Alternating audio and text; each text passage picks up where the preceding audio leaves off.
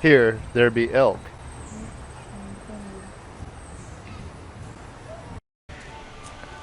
Today we visit the Mountain Farm Museum just outside Cherokee, North Carolina on the 441.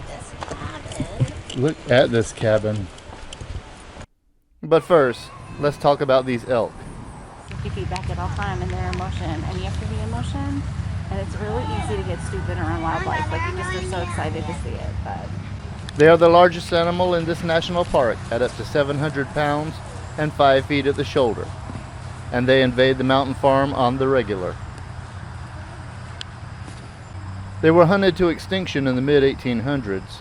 During 2001, they were reintroduced to the park, and large herds browse open fields around the area.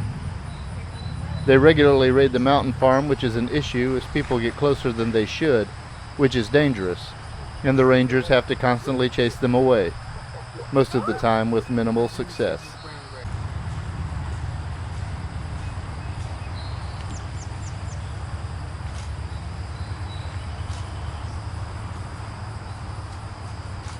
The best times to view them are dawn and dusk, but today it's well before dusk. This is our second time seeing them in any number, and wow, someone said they counted 40 head. okay, we're running.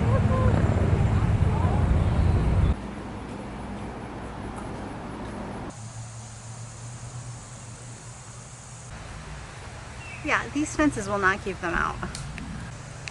The rangers are no nonsense about the situation and will holler at you if you get too close. Any wild animals can be dangerous, and these elk are no exception.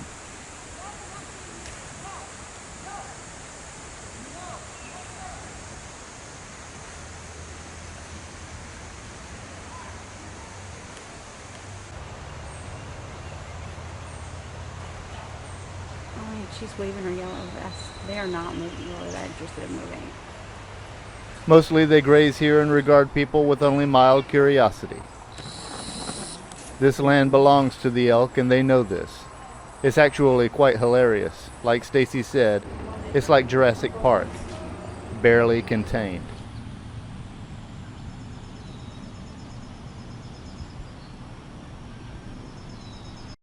The visitor center is what you'd expect for today's national parks, with interesting tidbits of information as well as many history lessons for those who spend some time.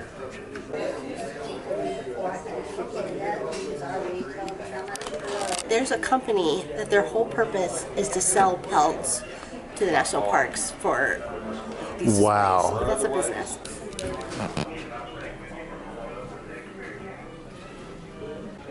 The impact of the region's industries, implements of everyday life, and issues throughout the area's history.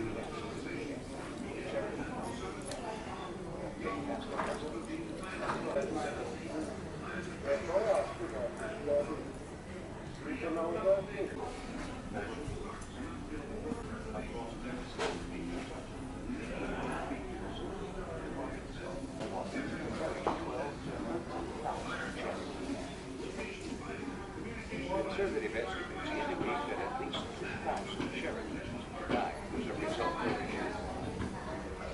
Yet, if their culture was to survive, they had no choice but to start a slow process of reconstructing their entire society.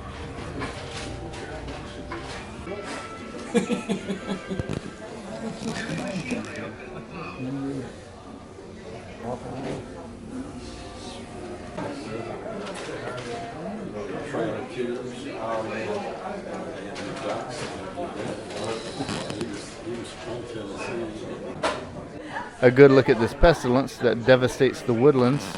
We've seen their effect. This describes what steps they are taking to fight it. Many times over. And of course, there's the gift shop.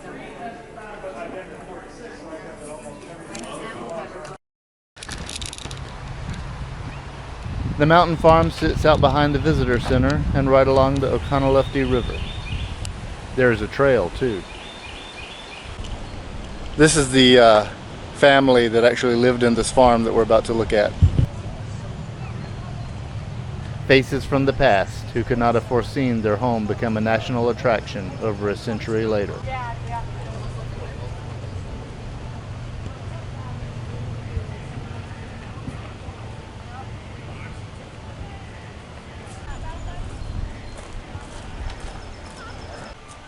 The farmhouse, built by John Davis, once stood in the Indian Creek, Thomas Divide area north of Bryson City. These buildings were all moved here from local areas. The house is made of hand-hewn chestnut and is furnished appropriately. It's where they lived their daily lives and had their struggles and pleasures.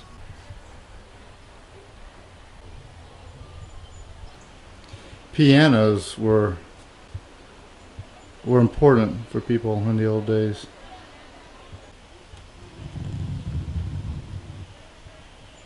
This looks like graffiti from 1947. Wow. That is graffiti from 1947. Even the graffiti is historic.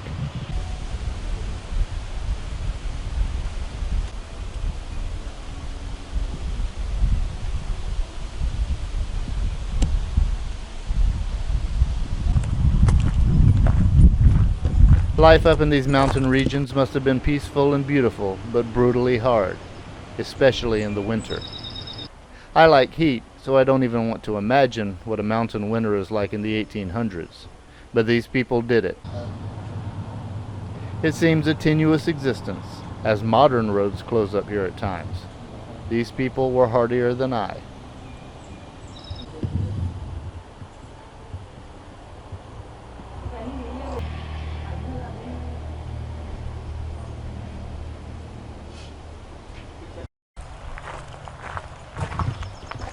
The meat house. Self-explanatory.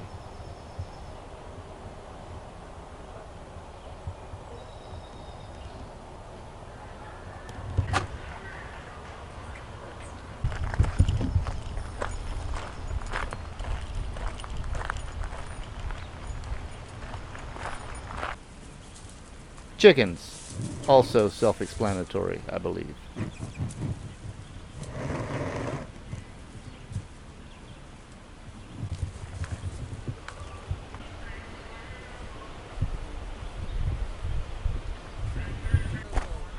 Oh, there's chickens in there. What kind of chickens are those? If you know the kind, type it below.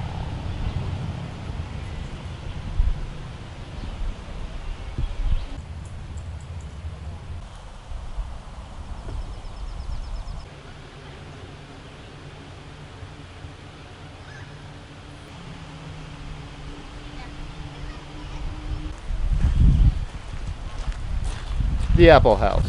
Apples are a major crop in these mountains.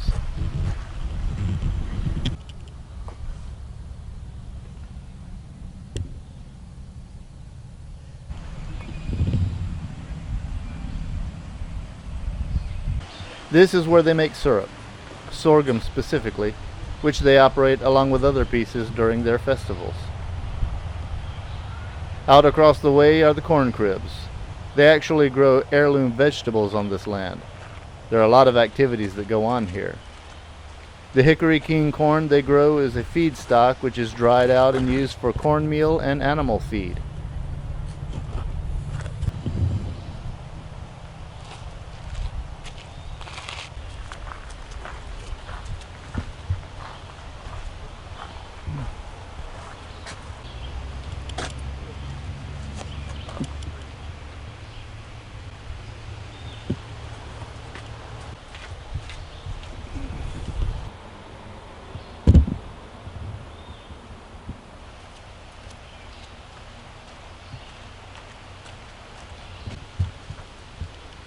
The drover's barn is the only structure original to the site.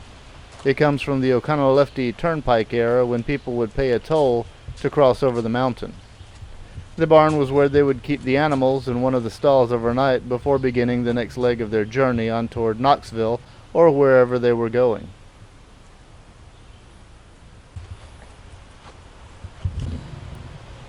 Bob strikes again. Don't vandalize. Of course, the people who do won't care what anyone says, but seriously, leave it like you found it. Bob unfortunately gets around.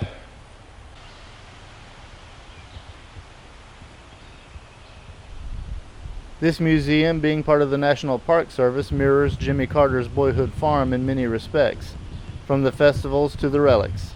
Same principle, different geography.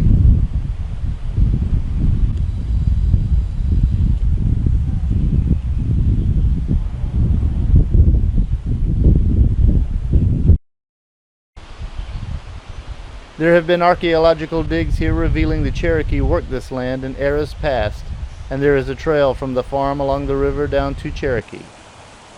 Upon viewing the video, I noticed this tree, which looks like it was shaped long ago by the Indians or earlier settlers. It's how they pointed the way along the trails.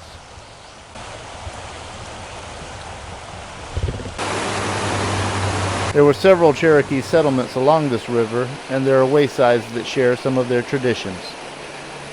But all textbook talk aside, this place is just one jewel of many comprising an unbelievably beautiful tapestry, and I want to see as many as I can.